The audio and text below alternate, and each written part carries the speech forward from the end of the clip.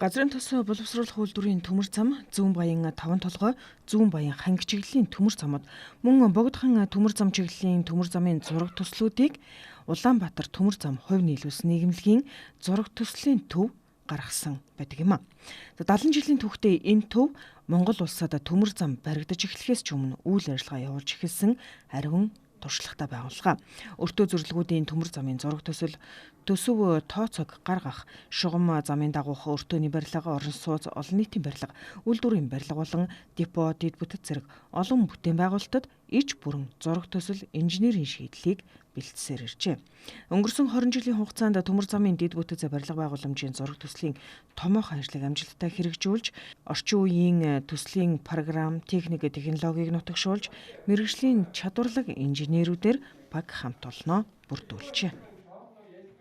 За томоохон бүтээн байгуулалтыг дурдах юм бол манайх газрын тос боловсруулах үйлдвэр, зүүн баян ханги, зүүн баян 5 толгой чиглэлийн төмөр зам, мөн одоо хийгдэж байгаа богдхан чиглэлийн төмөр замын зураг төслүүд дээр ажилласан.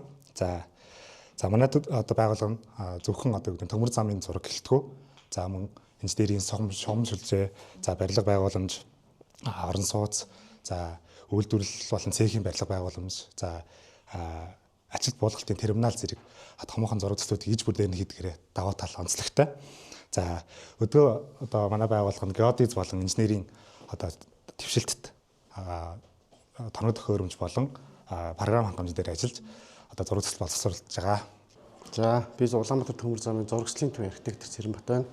За энэ харагдж байгаа макет бол манай зурагчлалын төв хийж гүйцэтгсэн одоо проектууд макет хэлбэрээр ингээд хийгдсэн байна.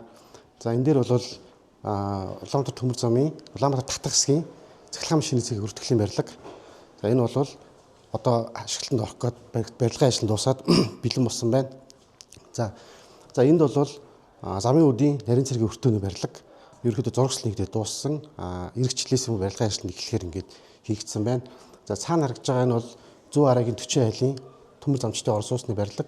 За энэ бол барилгын ажил нь нэгдээ дууссан. Ашиглалтанд ороод одоо ингээд хүмүүс төмөр замч маань амьдарч байгаа гэсэн үг.